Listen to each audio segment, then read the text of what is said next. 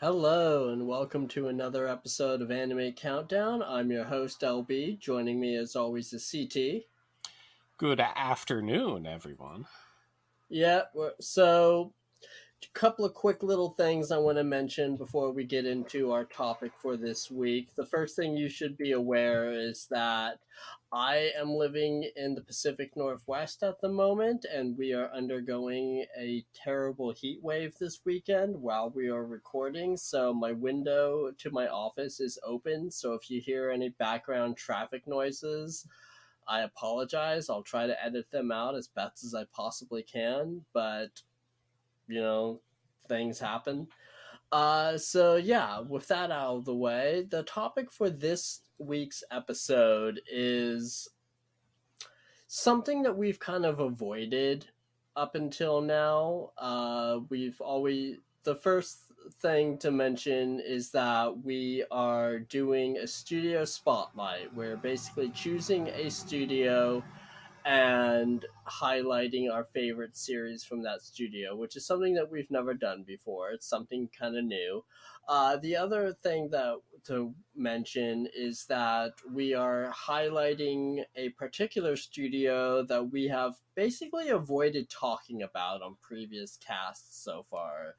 It's basically been a unspoken rule between CT and I that Kyoto Animation and naming off any one of their series as your favorite in really anything is kind of easy mode. So we've been kind of avoiding doing that. But in this case, what we're going to do is we're going to highlight Kyoto Animation and we're going to talk about our top five favorite series that they've been the primary producer of. Kyoto Animation is a favorite studio of mine. I've enjoyed them for many, many years. CT, I'm sure that the same is true for you, is that you've been enjoying them for probably longer than I have. For one or two years, certainly, and yeah, probably for longer. But I guess that'll come out when we're chatting. We'll get that proofing underway. Now, I know we haven't avoided talking about their series altogether because, for anyone who listened to our alphabet list, for instance, I know that series from Kyoto Animation definitely made it in there because we were talking about, 26 total series and movies. And they will show up in context. But yeah, when we were talking about studios, we would give a bye to Kyoto Animation and Ghibli because those feel like over discussed and for us, as it were, easy mode for the same reason that we tend to exclude things Yoko Kano related and Kajiura related from music discussions because otherwise it's a large rabbit hole to fall down. So today we are willingly casting ourselves headfirst down said hole. So, all right. I know that I have a couple of honorable mentions that I want to get into before we get into our main list. But as always, I think I'm going to turn it over to you first because your honorable mentions tend to last a little longer than mine. So, I'm going to go ahead and let you do your honorable mentions first before we get into our main list. I don't know if they will last too long in this case. Uh, One of them that I just wanted to mention, it's a little weird. I certainly enjoy it uh, as far as a quick, sweet, slice of life romance series goes, but it feels a lot more about the concluding movie than the series itself. And what I'm referring to here is Tamako Market, which ended afterward with a concluding movie, Tamako Love Story. Uh, it's very neat. If I recall, this was almost immediately after K-On! Am I not immediate? No, it was a few years after, but it very much felt like the design language that they had established was here. They adapted a sorry, the team that adapted K-On! Went in and did their own, sweet little series. I think in some ways the series itself is a bit more, I don't want to say forgettable, because pretty much none of them are, but just feels like it's a bit more of a normal range. It doesn't stand out quite as much until you conclude it. So it's kind of an odd child, especially if you're one who normally just watches the shows and doesn't necessarily pursue everything else movie wise. But definitely a fun one. Uh, Tsurune was a recent series, uh, an, a light novel adaptation. I, of course, always enjoy your more offbeat sports, so the fact that it was about Japanese archery was really what drew me into it in general. It was, very a very pleasant going. It was an enjoyable watch. It sits well. It has probably the hottest sensei, uh, sport, coach that shows up in one of these things. Uh, and overall, it didn't outstay its welcome, and it worked very well. But in the end, can't really compete with other members of the list. Definitely worth a watch. And one I'm calling out, mainly, it's not really an honorable mention. It feels a little more dishonorable to me, and that would be Myriad Colors Phantom World. And I know that has come up in other context here and there. I really wanted to mention it just because it's very rare that you could pick one of their things and consider it more of a misfire than hitting on target. Maybe other series are ones that you don't really care for as much, but they seem, they still seem fairly driven. This one in particular, it just came across kind of weird. So I wanted to mention it, not because of, obviously character design was still great, animation was still great, but the overall flow of it and the overall resolution of it just kind of goes uh, more sideways than I would usually expect from Kyoto Animation. So, So I'll go ahead and I'll tack on to that because I had Myriad Colors on my honorable mentions as well. Uh, now was yours more honorable or dishonorable? oh, it was dishonorable. Okay. Yeah, I was gonna bring it up specifically just because it's rare to see a series, let alone a series from Kyoto Animation that manages to peak, I suppose, in their first couple of episodes and then just go downhill from there.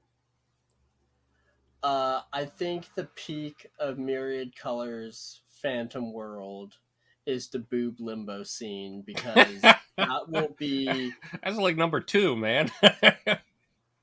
Yeah, I'm just saying that that scene is going to be what anybody brings up with that series. That is true. That is the that is the takeaway from that series that everyone is going to remember because I know that I've watched the series a couple of times, once or twice at least, and while I remember bits and pieces of it, it was such a forgettable series that the main thing that I'm always going to remember about it is that scene. That was the only thing that was particularly memorable about it. So definitely kind of a dishonorable misfire there. I was wrong, by the way. That was episode one. Yeah. So the very end of episode one is like, okay, well, maybe we're done here. Although Yeah. you don't get to meet Guppy-chan yet, so she is best girl and best design. So it would be a shame to not get Reina in some fashion. So So the other two series that I wanted to mention, they're not dishonorable mentions. They're not really misfires. They just were kind of series that I didn't enjoy as much as the series that made it on my main list. The first one would be Nichijou, which is a series that I have watched. I didn't entirely dislike it, but I've yet to watch that final episode. are That you saving one, it for a special occasion? I don't know because I have one episode left in that show and I can mark it as complete. And I just can't be asked to do it. So yeah, so it's just one of those weird shows that's enjoyable enough, but again, the big takeaway that I'm always going to remember about it is the quote from the unnamed director who said that Nichijou is proof that Kyoto Animation isn't infallible. I would Oh, tend to disagree with that. We've talked yeah, about but Nichijou before, and yeah, the humor but weirdness really settles with me. But I can agree. As with our typical consensus opinion about comedy, in that it's the most suggestive sorry, the most subjective thing yeah, that you're ever going to run across. I can see why it's a bit more divisive. yeah. So the last series I want to mention on my honorable mentions again, good show. Really enjoy. I did enjoy it, but after a while, the cast of characters just got too large, and I Hmm. couldn't keep up with it anymore. And that would be Free Iwatobi Swim Club. I got through the first two seasons of that, and I did enjoy it. I thought that it was really well done, but the movies came out after that, and those introduced a bunch of new characters. I tried to keep up, but I just couldn't do it. So I eventually dropped it somewhere after the second season. So yeah, good show, but I'm probably never going to pick it up again. It does seem interesting that that's the well they have gone back to the most often. I Mm-hmm. think because three, maybe not the most content from. You'd have to do an episode count for that, but as I recall, at least 3 seasons and 3 movies, right? Yeah, and plus there's going to be another one Right, coming and up. there's one that's been announced, so we know they haven't stopped with it. Whereas other people are begging and pleading to continue old stuff. It's like, nope, free. And I suppose Wet Hot Boys is certainly a selling point, but There's nothing wrong with a little man service. indeed not. So, alright, are we ready to get into our main lists? I think so. Uh, Alright.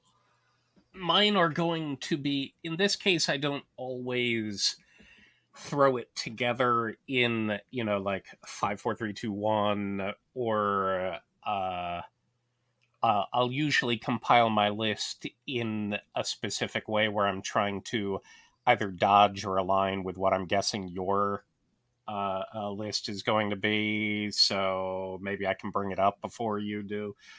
Or sometimes just because I have more to chat about one thing. But in this case, I'm putting it in rough impact, like personal impact to me. And I think I will start with the ones that I do feel we are most likely to share on our lists. So I will actually start with one of their most recent series and the most recent on my list in Violet Evergarden. Okay, yeah, we can definitely spend a few minutes talking about this. We can choose how much because we've definitely talked about Violet a bunch before, Mm-hmm. coming up in other contexts on the alphabet list with with the music, which I hear you're roughly a fan of some of the music from it. Yeah, a That little bit. We could say that. that call guy.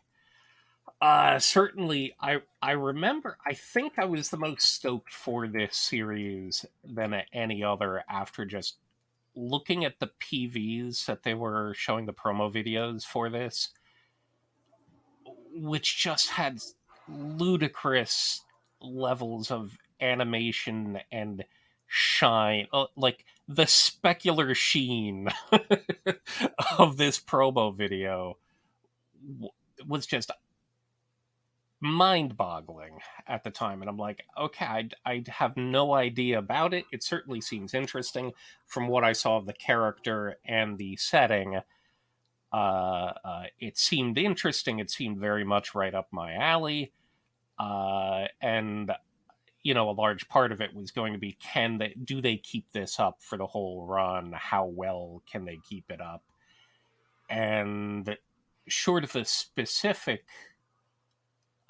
thing that really draws me, and I think this does still manage to top their visual and animation quality, including largely backgrounds and everything else.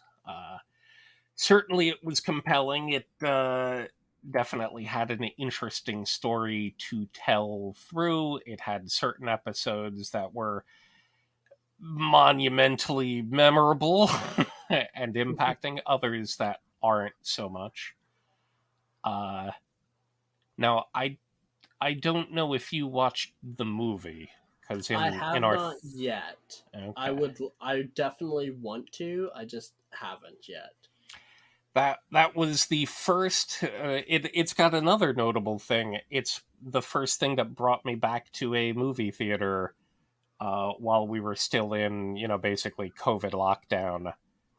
So it was after me getting COVID, so I was less concerned, but it was prior to me getting the vaccine for it. So it was therefore a little bit risky, but I'm like, what? Violet is worth it. So what brought you to and through? I assume you watched it week to week, or was that one that you decided you would rather marathon when it was complete?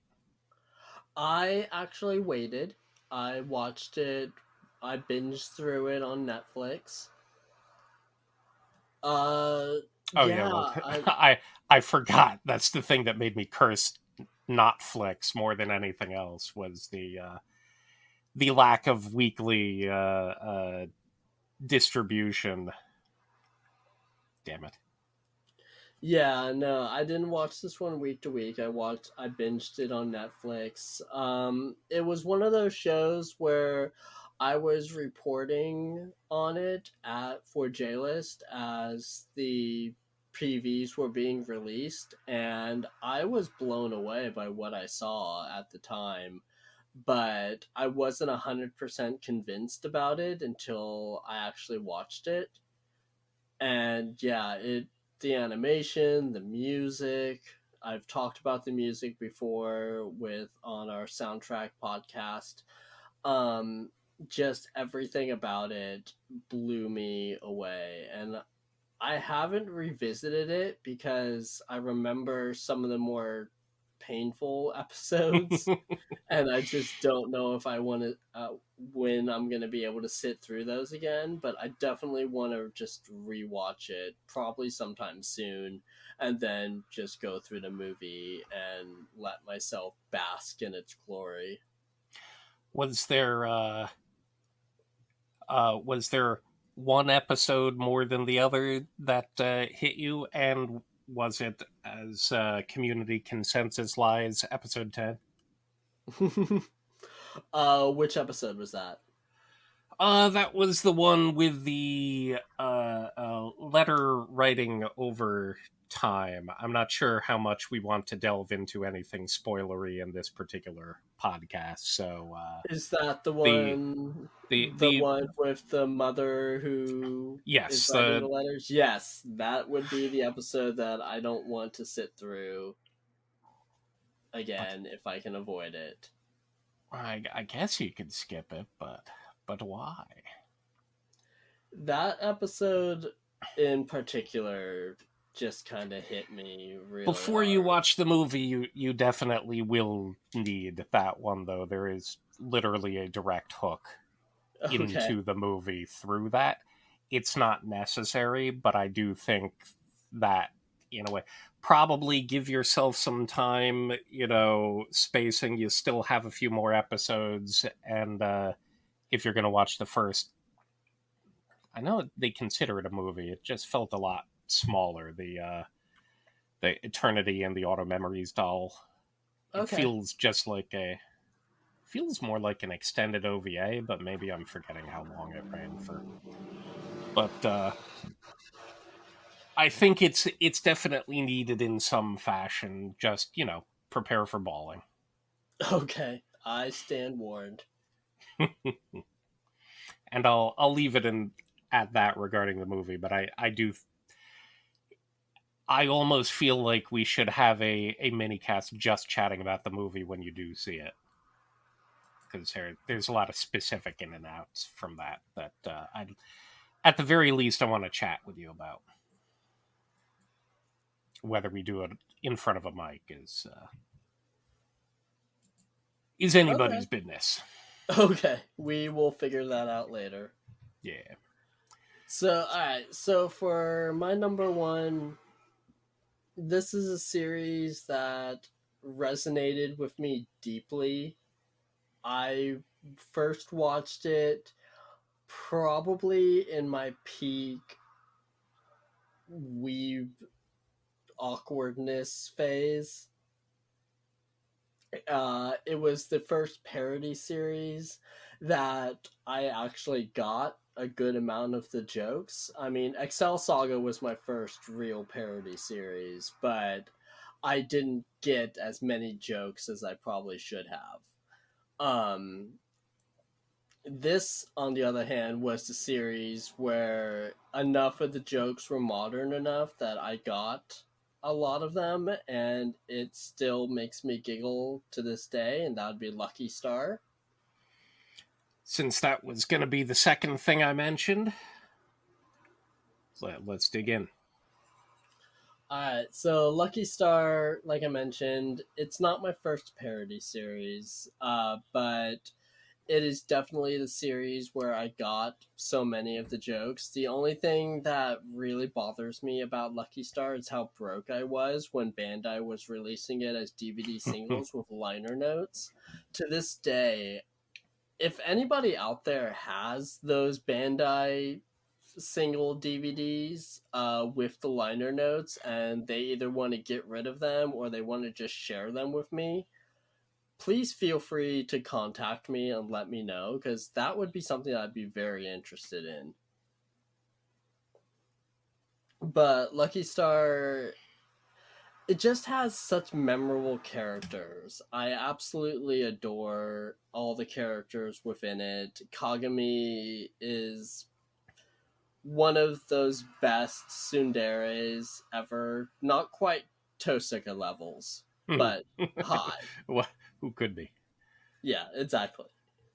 So yeah, so Kagami is just my favorite character in the series. I absolutely love her, and I love her growth throughout the whole run of the show. But the jokes are timeless in this show. They all of them have aged appropriately. There's nothing in the show that's overly objectionable as far as I can remember in the many times that I've watched it. So so Lucky Star, sorry, I just got a text message on my phone that Yeah, distracted me for I five heard it. It seconds. buzzes through. So Yeah. So anyways, but yeah, Lucky Star is just one of those really great parody shows that aged well, and I really enjoy watching it to this day. Whenever I need a little pick me up, I throw on a couple of episodes of Lucky Star, and it just perks me right back up. It's been a while. I assumed we would share Lucky Star, and I think in the end, I enjoy Nichijou more as a comedy because the Mm-hmm. particular quirks and weirdness of that, I think it's a bit more clever and uh, it sits with me more. But Lucky Star, certainly, I came to first. I came to fairly earlier. Fairly early. Go brain. I came to a lot earlier, stuck with me longer. I haven't revisited it for a while because I keep trying to use it to get other people into it. I've mentioned before my rewatches in many ways mainly revolve around me trying to either introduce or share a series with someone again. So Lucky Star is one of those that I keep trying to go back into because I have also a pair of friends. Lucky Star was an interesting series in that my artist friend, she really loves Lucky Star and is one of those that I think she came to early and just sat with her really well. And then my friend, her significant other, that's the thing that he just couldn't wrap his head around. Like, how can people enjoy this kind of thing? I think there's a specific dislike of Seinfeld in there, so I suppose shows about nothing uh, Mm-hmm. probably affected it. Like, they're how many minutes are spent with them talking about the proper way to eat a chocolate cornet, and like that just makes his brain melt. Whereas for me, I'm like, spend. They should have spent the whole damn episode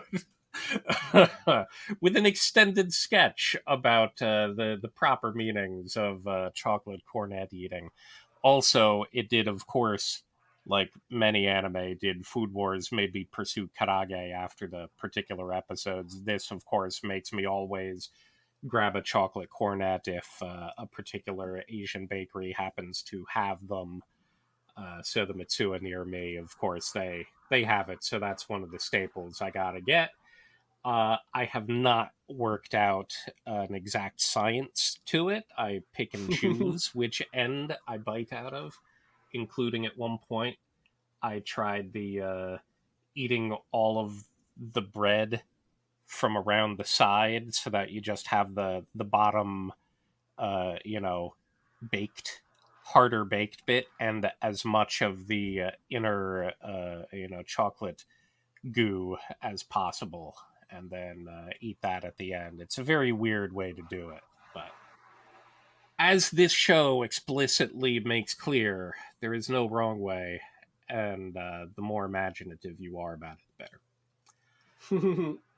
I'm glad that I liked how much uh, meta a series like this, and very fast meta as well, because I suppose they, were plumbing the recent Kyoto Animation past and anything that exploded in popularity, but you got a lot of, you know, Haruhi references and other things that immediately showed up right again in the course of this sort of thing.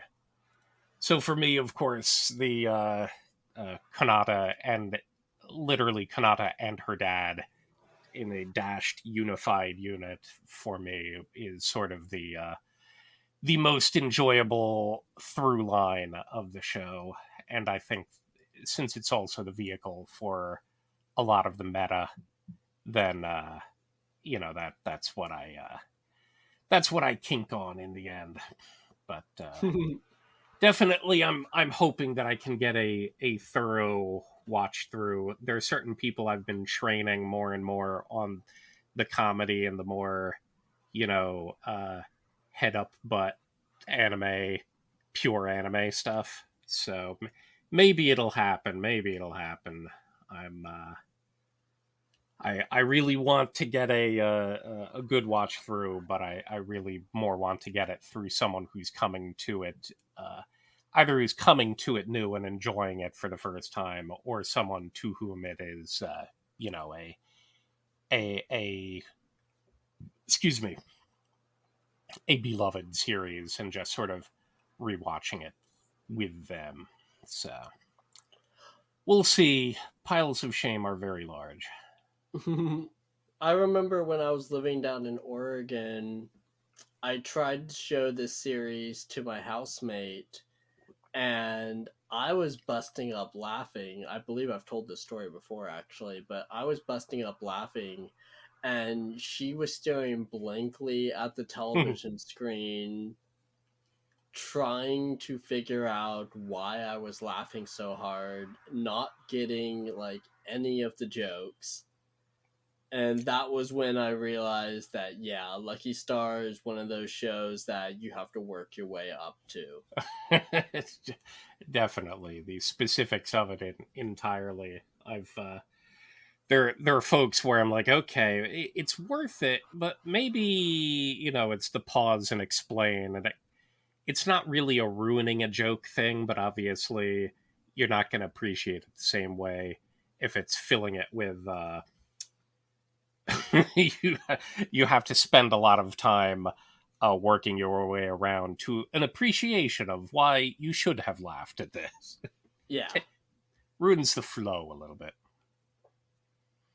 So, alright, since you had Lucky Star next on your list, do we want to go on to my next one, or do we want to go on to Yeah, yours?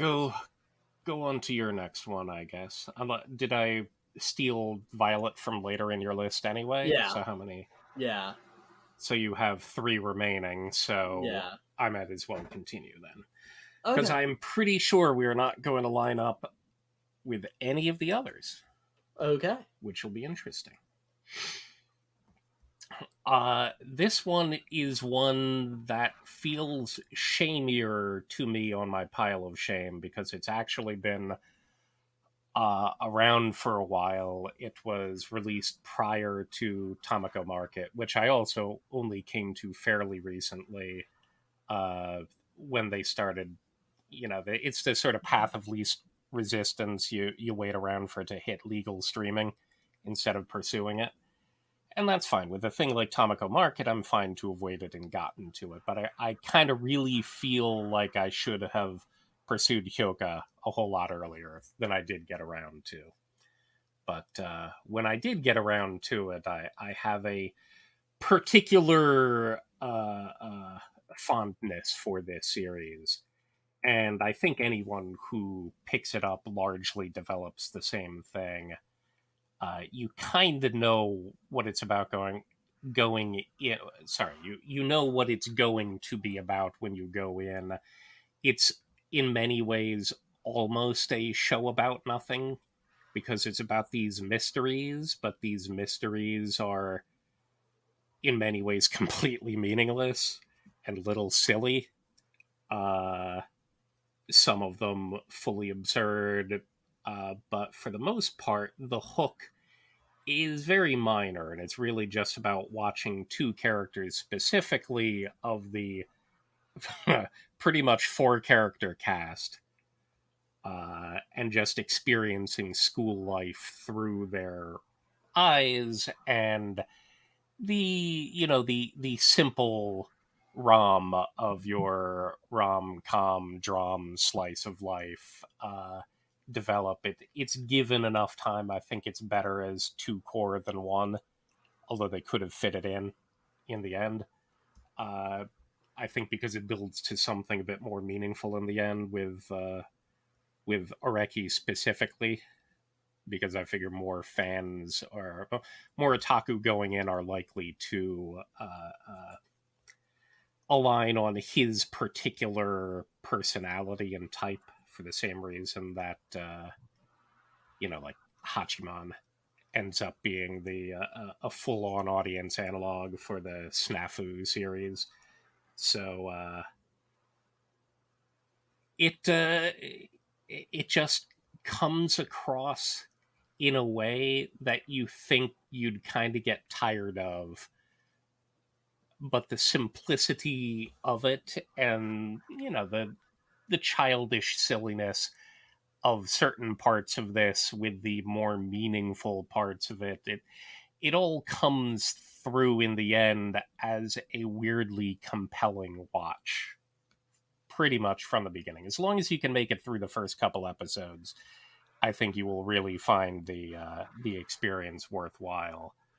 I think it'll appeal to a broad crowd, both you know real real deep in weebs, and even people who haven't watched a whole lot, as long as they don't have a particular hatred of comedies. So maybe Bran wouldn't want to pursue this kind of thing, but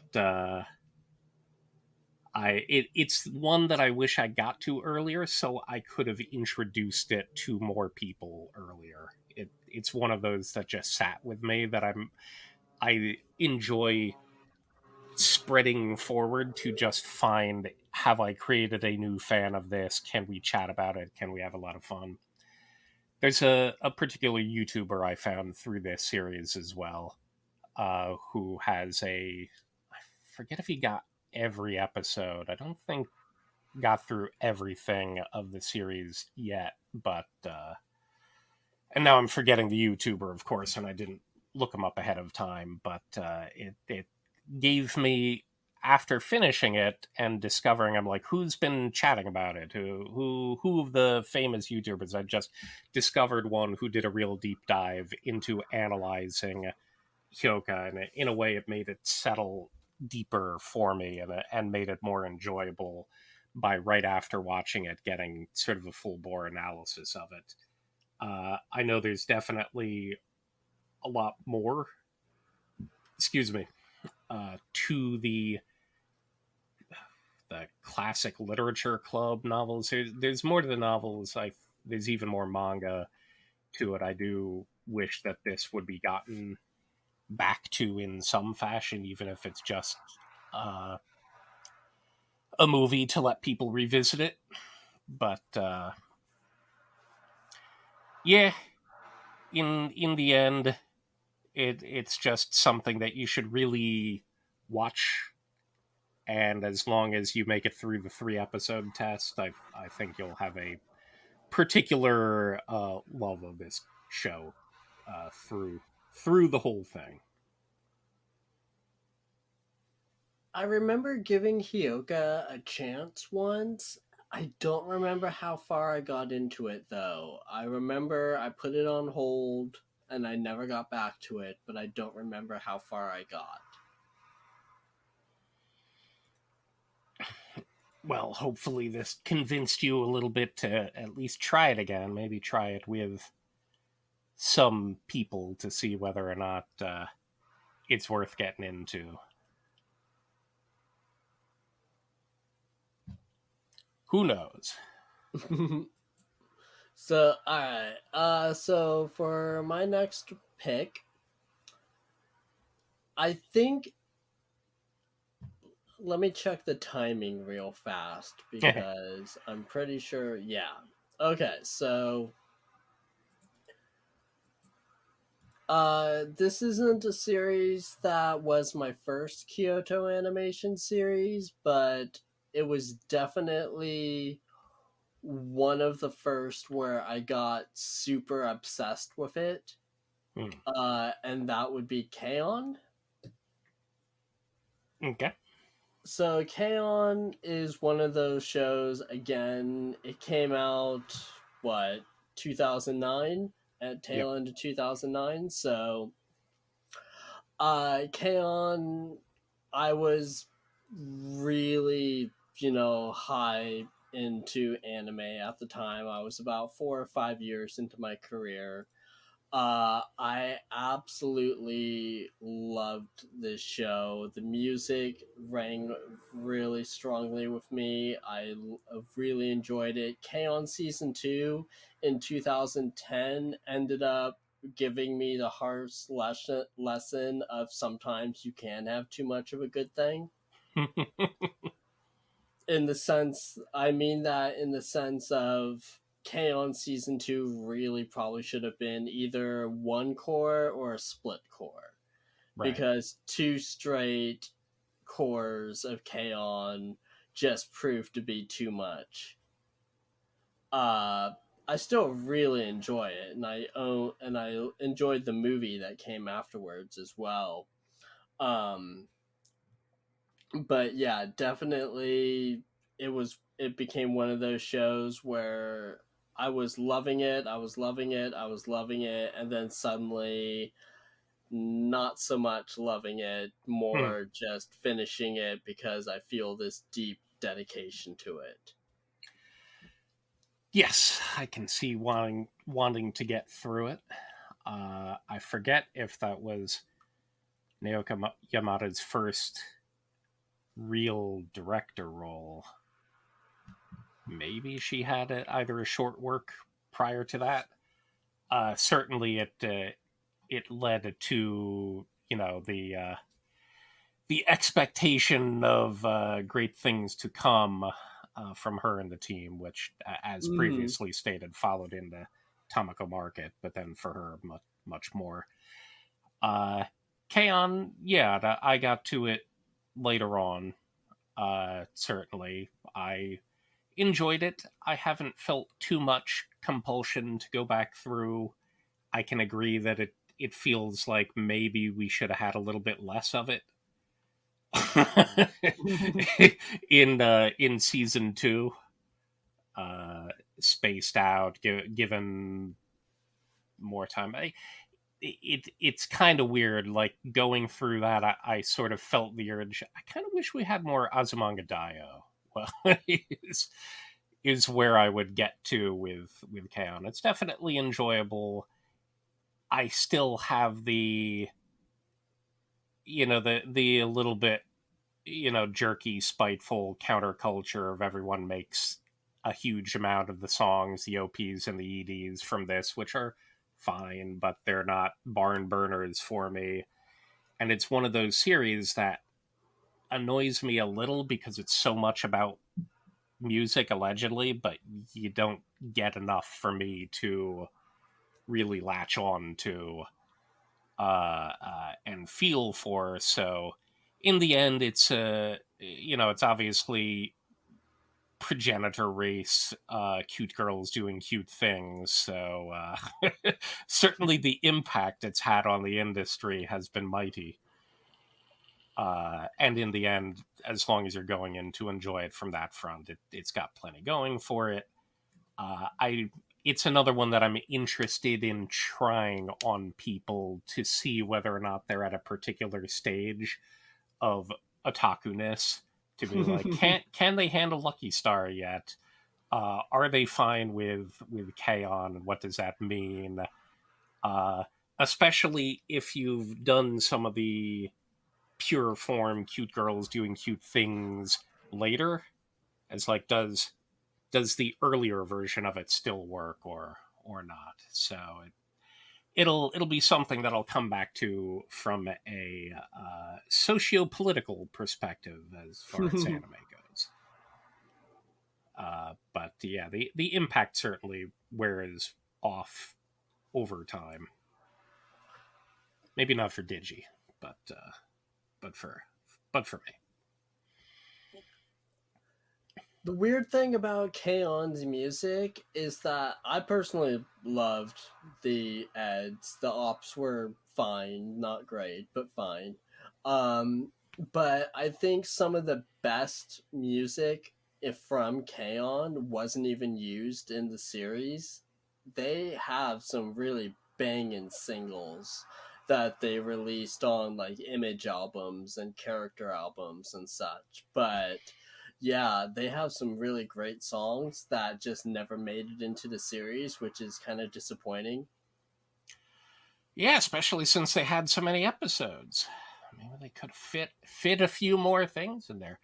That's interesting, though. I don't think I've ever pursued or listened through an Image album or extended OST stuff. So maybe Yeah, I worth picking up. remember I was working a retail job down in Oregon, and I remember bringing my laptop in, and on my lunch break would sit there in the back and watch the K-On live concert that was released, featuring the voice actresses performing the music from the series and their character albums and such. And I got some weird looks, I won't deny that. Maybe. So, alright, let's go ahead. Let's move on to your next choice. Well, I mentioned the music connection, so it is time to bring in something that I'm sure you knew was coming. Yeah, I'm surprised you didn't save this one for last. Uh, well, maybe I'll have you guess which one is my last. But yeah, this is also the one that I mentioned with Violet before. That for a personal reason, this one for me ends up being uh, more the most visually compelling to me as well, because I find it fascinating that you can take a whole concert band and animate the crap out of it to a point where I'm not regretting watching it. During parts of Nodame Cantabile, I'm like, it's filled with stills, it's filled with CG, it's filled with bad animation. You're making me not like an orchestra. But it did later delve into some CG abuse, but few and far between, thankfully, uh, and certainly not in season one and season two of Hibike Euphonium. I do refuse to call it sound euphonium because Hibike is just such a cooler word to say. So, uh, but yes, that definitely. Now, this one, the musical impact for me is interesting because it's effectively one song. There's more than that. There are a few other pieces that are played here and there, and a few other bits that you don't have you don't have initial exposure to, like when Kumiko and Reina are playing this thing from their middle school as a duet on a mountaintop, which is a great scene and a great ending of an episode. And in season two, when Asuka is playing her euphonium piece for Kumiko at the riverside, and again, a great way to end the episode. You get individual pieces that are great and meaningful and expressive and emotional, but the core of the show is effectively about one piece. The way that their competition works is all of the bands have a set piece to play, and then they all have their own one. So you get a bit of the set piece, but you don't get a whole lot of focus of it because that's going to be the one that every band plays. So it's like, okay, let's just show that this band is growing and playing it, but it's all about their unique piece. And I feel like the build of both the characters and the ones who are introduced to playing music in general, the ones that are introduced to the band in general, the band coalescing around this piece of music, it's effectively spread from episode 1 to episode 5 of season 2, to the first time that they play the piece in its entirety. It's just transportive at that point. That it was the first and only thing to beat out for me the medley scene from Kids on the Slope, uh, which again is another series that I love musically. It has a ton more music in there as well, in part because they can just plumb from the history of jazz at that point. But the scene that you get between the characters coming together and the medley they play, the fact that it's animated so well, again from a perspective that as a musician, at least during my high school days, doesn't make me wince. It gets props in and of itself. But yeah, going through the beginning of season 2 to when they play at regionals and you hear the whole piece in its entirety for the first time, it's just huge uh, for me. And I love the piece. I will listen to that one any day. I've hooked people on the show just by telling them to listen to the piece because I figured I didn't have a way in otherwise. And I'm like, look, they will eventually play this, and then they really love the music, and then they'll go back and watch the show. And that's great for me. I think that's a hallmark of something really special in particular. So yeah, I will talk about this all day. I know that again, it's another thing that once people, if you make it through the first three, you are likely to make it through the rest and really enjoy your ride. It has the best Asuka. Screw you, Evangelion. You are outdone.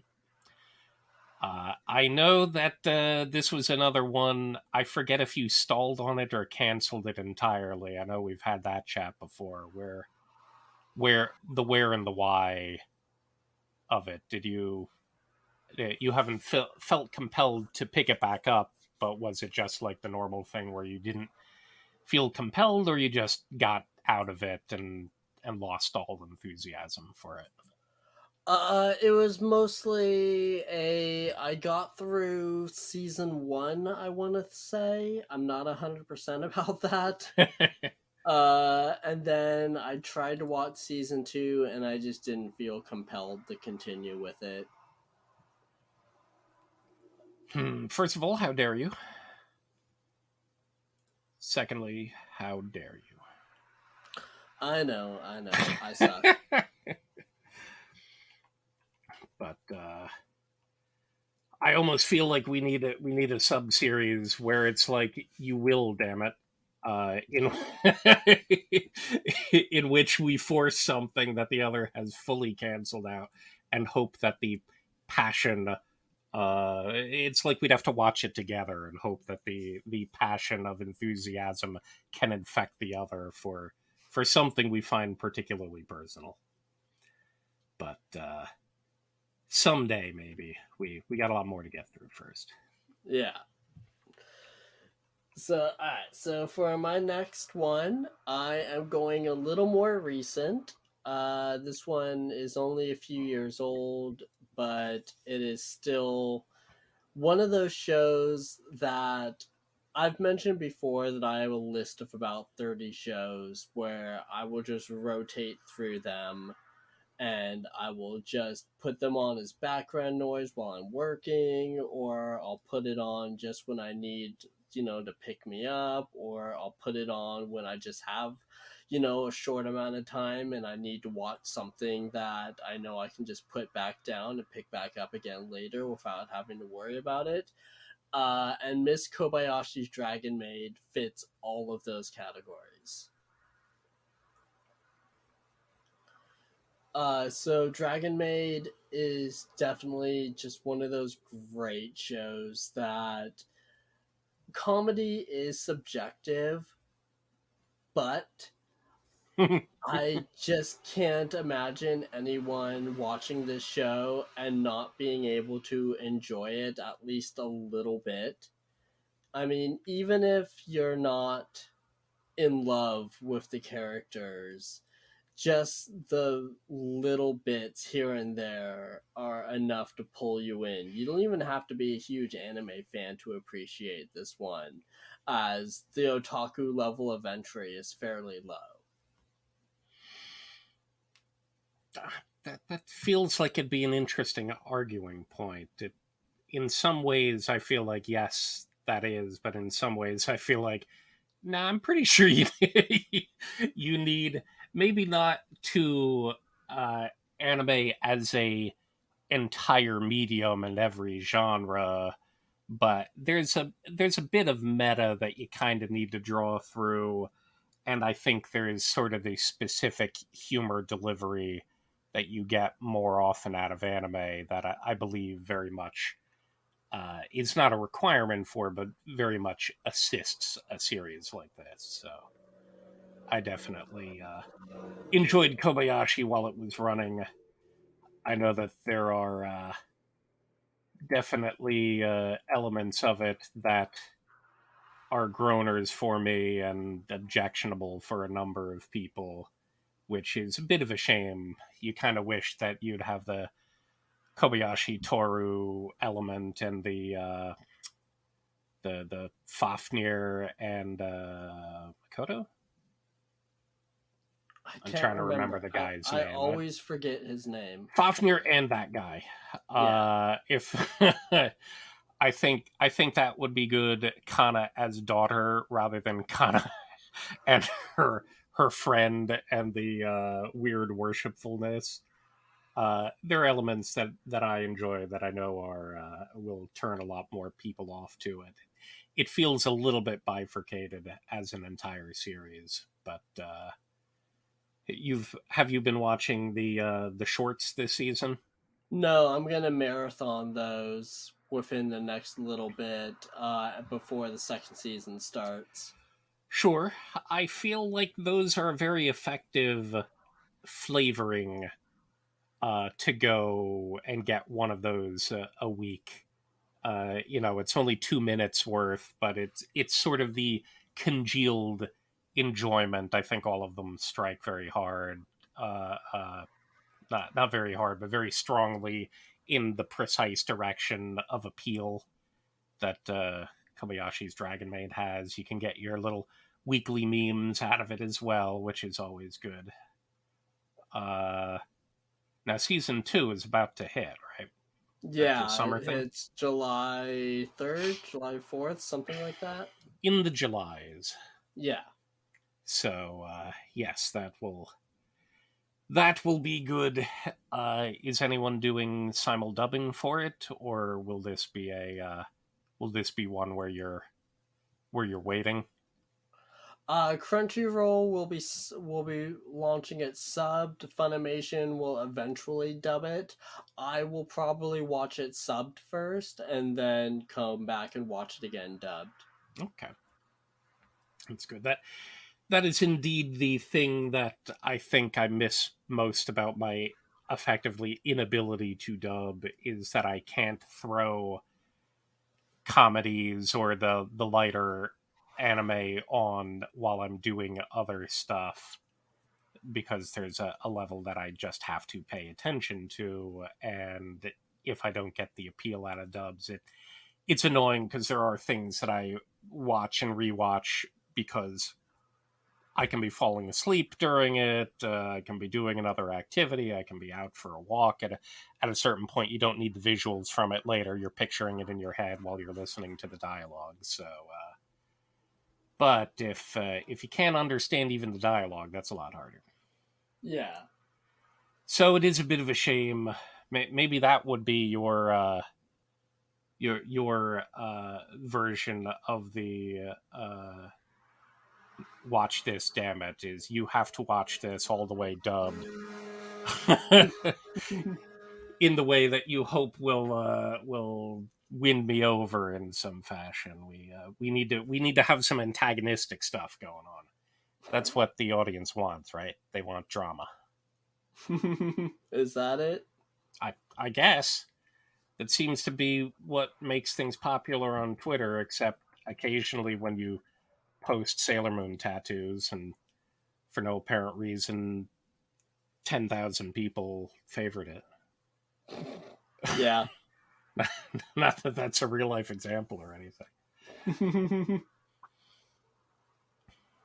But yeah, it certainly can't wait for it to come back. I know that there are some new characters that'll show up in season 2, but here's hoping that a good majority of the content is Kobayashi focused with a Fafnir subset. I really hope that we get more Fafnir in second season. Second season has, I know it's going to include some new characters, but if it doesn't have enough Fafnir, that's going to be disappointing. That will definitely be disappointing. That we don't have a scene of Fafnir getting into watching Black Butler and then like cosplaying as Sebastian at Comic Cat. That's really what should happen, right? It feels right to me. Absolutely. Okay, there we go. So I guess we shall move on to my last. And all right, I'll just lead in. Like I said, this I think I was ordering in order of impact for me, and I said impact differentiating from highest rated or favorite for a specific reason, and that's because this series was my introduction to Kyoto Animation. It succeeded in being my reintroduction almost to anime in general. There were a number of years in the early aughts that I had just lost my enthusiasm and hadn't been watching anything in general. Admittedly, if the streaming era had been there, I probably would have kept up because I wouldn't have had to, go hunting down crappy torrents to keep up with stuff. But Ray on the forum is the one you can blame for better or good. Wait, for better or worse, not for better or good. Again, go brain.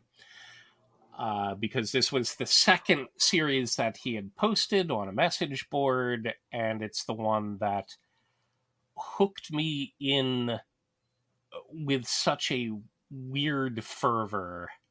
And that would be because I took in the weekly broadcast order of the melancholy of Haruhi Suzumiya. And I know, again, this is one that you stalled on or haven't gone through, but for me, the specific manner in largely reintroducing anime to me in general. I guess I'd watched Bludgeoning Angel Dokoro-chan just prior to this, but when you had, I think, been devouring a lot more in the early 2000s, in the late 90s and stuff, for me, I had probably climaxed with Cowboy Bebop and Trigun, and specifically some of the Gynax stuff, so like End of Evangelion, into uh, Magical Shopping District Abenobashi, which is the last one I really remember really enjoying. And again, quirky humor, a whole lot of meta, a whole lot of head up butt otaku stuff. Uh, and there was a fairly specific, design language around that time. Everything screamed 90s and a kind of transition, but it feels like Haruhi was, in a way, was design language for Kyoto Animation, but it would continue on through, the triumph of the Moe era. It was my first light novelization in the modern approach for it. I just loved the particulars of the characters. I enjoyed the weirdness about the whole broadcast order of it, because the first episode was just me slack-jawed going, what in the hell is this thing? Is this the show? And I assume you know by reputation what the episode was, where it was effectively their school festival project. So you were Mm-hmm. watching an anime through the lens of pretending you had a video camera, down resing and bad qualitying, and the camera going all around the place, and editing errors and all manner of stuff. And it was only literally the last like 10 seconds of the show that's like, oh, okay, it is a show. and then you go back to the beginning and go through and it hops around. So I found all of that just hugely compelling, and I'm like, well, I guess I have to start downloading as much as I can.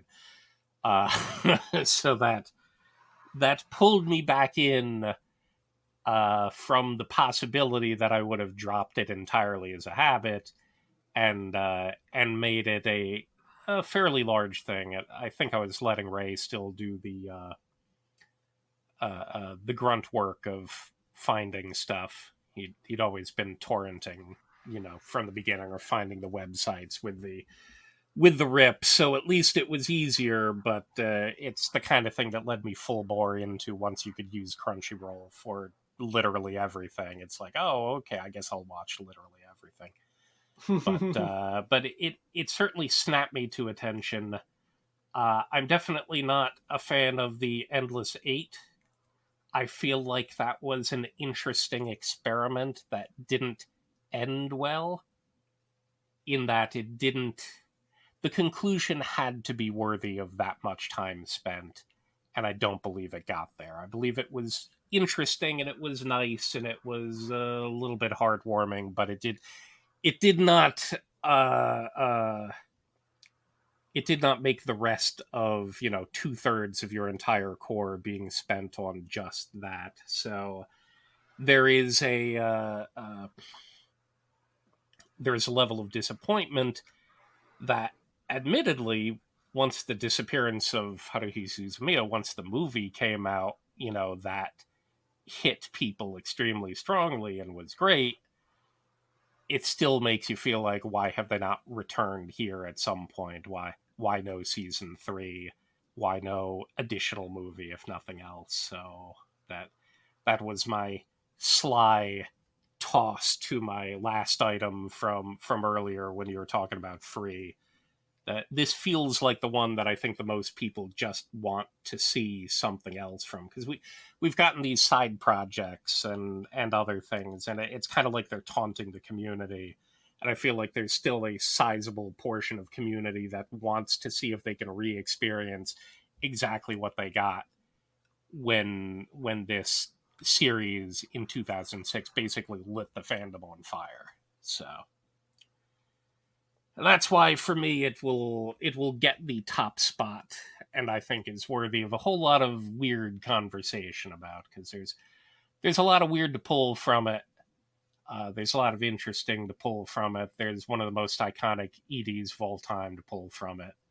Uh, Most of the songs are pretty bangery in this. I definitely enjoy them. I would. I forget if the author concluded the light novels finally. Do you recall? They Am I? just released a new novel recently, didn't they? But was that a continuation, or was that a, here's more Haruhi because this gets me money, but it's not a continuation. It's a wrap back. I know about that, but I don't know what it is. Yeah, I don't either. Yeah. So that's, I am useless. yeah. Well, it would have to be something that you were compelled to pursue, and I forget why you were not compelled to pursue. But it feels like my last three are things that I have to beg and plead to get some revisiting in some fashion, because I feel like it has to work, man. Especially if you're a huge fan of Kyoto Animation. How did this not work on you? What was it about Initially with Haruhi, what turned me off was the first season broadcast order. I just did not want to deal with that. it? So that was the first thing that turned me off about it. I remember I've given Haruhi multiple attempts actually. The first attempt I ever gave to it was when Bandai released it on DVD. I tried to review the first volume, was thoroughly confused. even I even though it never was the chronological order. I don't remember. I remember I think they had two different tracks of, they had broadcast order and chronological order. if I recall correctly. I might be off about that, and I don't remember which one I watched, but I just Hmm. remember putting it in and being very confused. I don't think I ever even wrote a review of the first volume.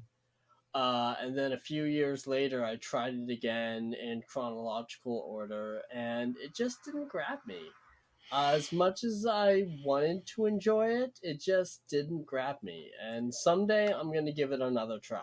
But yeah, And it's. even the more you watch and the more anime you are made of, I feel like it definitely has more appeal the more otaku you are.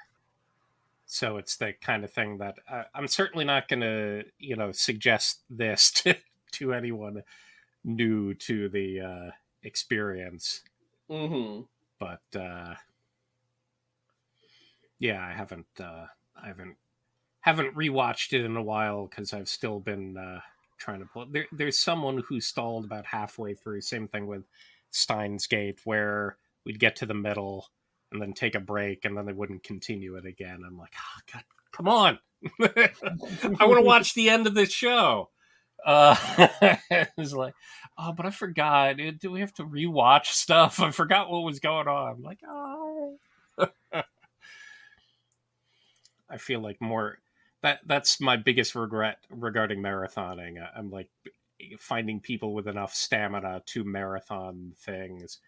I guess it's Mm-hmm. telling about what really sits with people, but I half marathoned Steins Gate for someone, but once we got to the midpoint, that if you've watched Steins Gate, you understand the dramatic midpoint that I'm talking about here.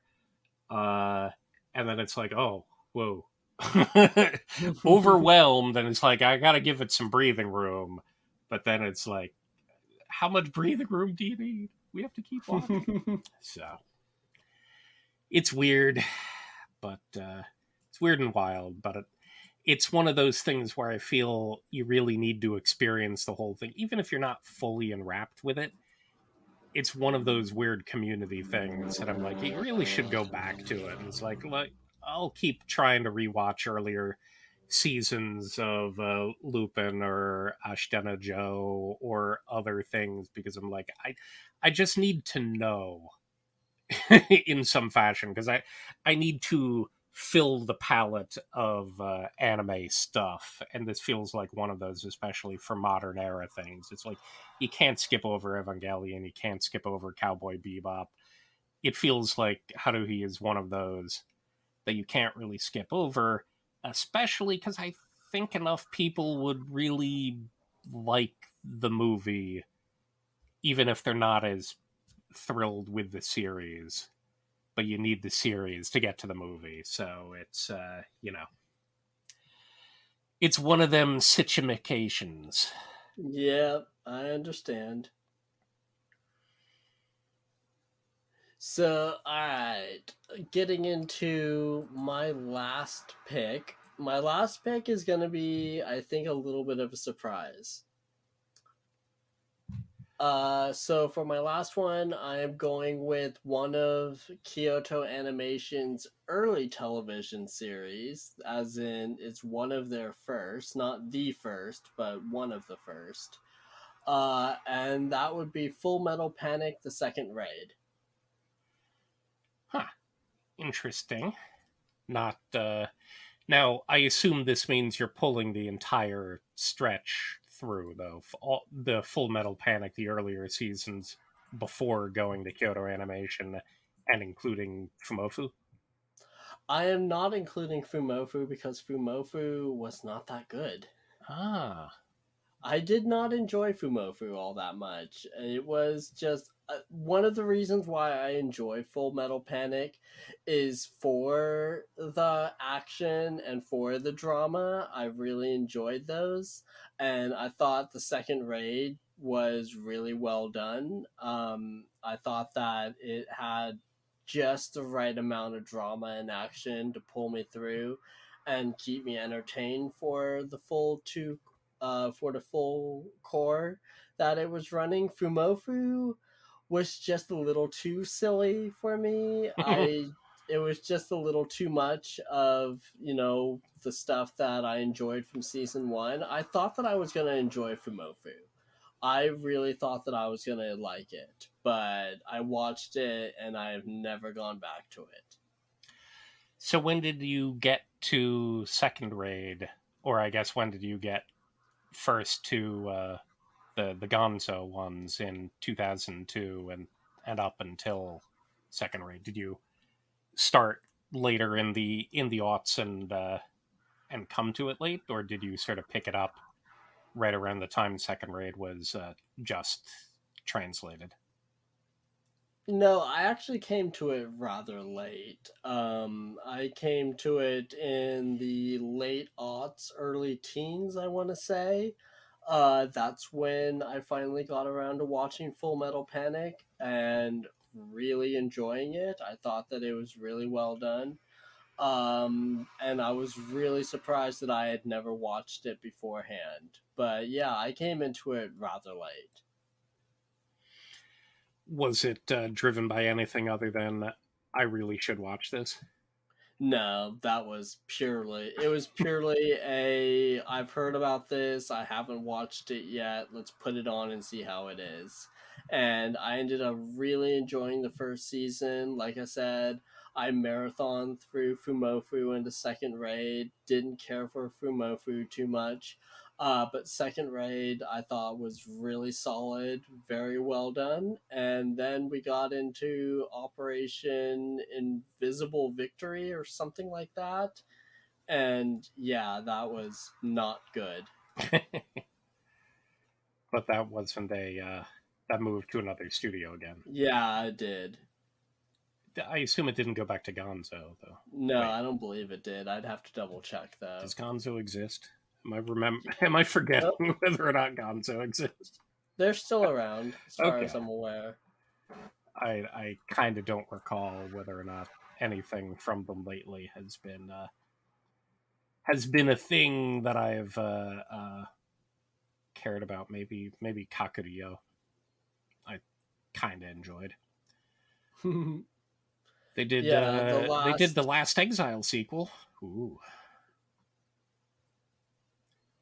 but yeah, I've never gotten around. I feel like it would probably appeal to me in kind of the way that Alderamin appeals to me. It mhm. seems like some of the dynamic, obviously different time period, sci-fi mecha kind of stuff rather than fantasy stuff. But interestingly, I have two uh, Full Metal Panic scale figures, very mid grade, but they were ones that right as I got into the hobby, so this would be shortly after Otakon, I think 2007, 2008. I'd seen a character, and then there were other ones. I'm like, oh, she looks neat and doesn't cost that much. I shall pick up this figure. I was very much still in the weeds about certain things. I'm like, I don't know who this is, but she's cute and $20. So therefore, I shall abscond. It was, and I don't know the characters' names, of course. One was the like the pink purple haired one, and one is the white haired one.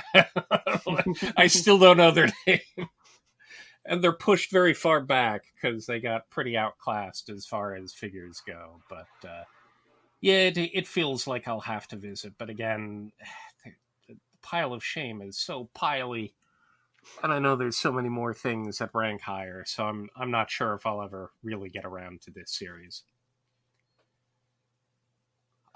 Was this a thing that you reviewed at the time No, this was after something watching I it, or watched purely for fun. okay? I didn't know One if of that those led you to reviewing it, but No, this was one of those shows where I didn't review it when it was being released by ADV, I want to say, before Funimation picked up the license. But no, I didn't review it at the time. So when I got to it, I watched it for fun. It was one of those rare series where I watched it just because I wanted to and not because I had to. Okay. I guess we'll have to get around to it. There's one thing that feels like, I mean, we didn't even honorable mention them, but it feels I honestly thought you were probably going to end with Clannad, because that feels like one of those extremely prominent ones. At the very least, Clannad After Story is a No, prominent series in general. None of us I have any of the key titles. specifically no, I specifically avoided Clannad because I remember hating that show. Oh, Yeah, I was not a fan of Clannad in the least. so what does that say about us? I never picked up Clannad. I have a feeling that I'd really like Clannad After Story, but it never got to the point of me saying, "Well, I should, watch this or read this." I've been held back in some ways because uh, the community was filled with imagery from literally every key visual novel for years. Right around that point, Hmm. it was basically flooding everything. So the fact that Kyoto Animation did Air and Canon and then Clannad, I forget if they've done any other key titles or which other key titles have been done, but those all feel, very prominent, specifically Clannad After Story, especially when people start talking about your more tear jerkers or evocative ones. And I really feel like I need to get there someday. uh, I know in some ways I never really picked up the other ones as an anime because I'm like, I feel like I should play the visual novel for the same reason that I avoided Fate Stay Night for as long as I did and only started picking them up after Fate Zero was already a huge thing in everyone's minds, and we got the UFO table stuff coming out. I'm like, fine, I'll watch some damn Nasuverse stuff. Uh, I feel like I kept away from them, uh, but I do feel like I need to make it through to get to After Story. But again, that's one of those things. I'm like, uh, uh, do I want to watch the anime adaptation first or do the visual novel? Do I have enough time? Am I going to spend 2 chords of something that maybe I'm not going to care a whole lot about because I want to watch 2 chords of a thing that I do feel like I might care about? I don't know. Certainly, it's been on my list for a while, but that feels like a weird, lack for of even mention on for both of our parts. Are there any other, things you feel like is Kyoto Animation's prominence that we should mention? Hmm. I mean, almost every movie that they've done has been a continuation of stuff that they did before. So the Yeah. only one, maybe I was considering making A Silent Voice my one of my mentions because I did really enjoy the movie, but I knew you wouldn't have much to say because I'm pretty sure you haven't watched it as a movie. And I figured half the time would probably be me wanting to talk about the differences in the manga because the manga hit me really hard. Even I read the one shot at the time, and then because it was in Crunchyroll manga, I read the manga weekly and I reread it a whole bunch of times, and it was huge for me. So the impact of that movie is dulled for me in a way that it's not for a lot of other people because it's exquisitely designed and directed and a rather a tour de force for Yamada, but for me it makes me go but uh I think almost everything else is attached to a property they already did. So did we leave anything out or do we just need to wrap it up here? I think we can wrap it up here. I feel like I'm missing something, but Whatever. Surely we will talk about anime again. Possibly even tomorrow. So, all right. In that case, let's go ahead. Let's wrap things up. Thank you, CT, for joining me for another fun discussion. Thanks for a lively afternoon's chat. And thank you to all of you for listening to us. And thank you for putting up with the sound of traffic coming into my mic and open window. I apologize. Like I said, I will edit those out as best as I possibly can. But until then, have a great afternoon, everybody. If you want to leave us a little review or rating or subscription on wherever you listen to this, that would be appreciated. But other than that, take care, everybody. See you, folks.